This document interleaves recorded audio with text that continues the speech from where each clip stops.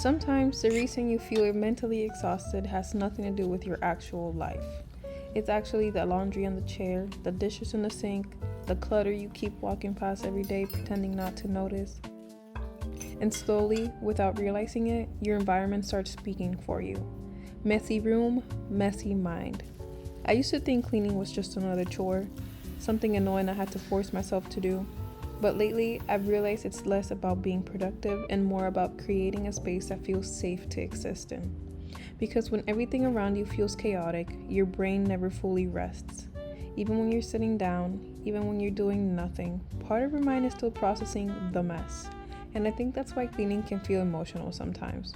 You're not just organizing your home, you're clearing visual stress, mental clutter, built up overwhelm. It's like telling yourself, things are getting better.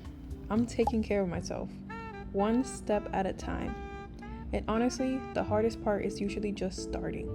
Not deep cleaning the entire house, not becoming a completely organized person overnight, just starting. Putting one thing away, making the bed, opening the blinds, washing one plate instead of letting all of them pile up. Tiny actions shift your mood more than we realize because motivation doesn't usually appear first, action does. And once your space starts feeling lighter, you start feeling lighter too. I don't think cleaning fixes everything, but I do think a clean environment gives your mind room to breathe, and sometimes that's enough to help you reset. So if you've been feeling overwhelmed lately, this is your reminder that you don't have to change your whole life today.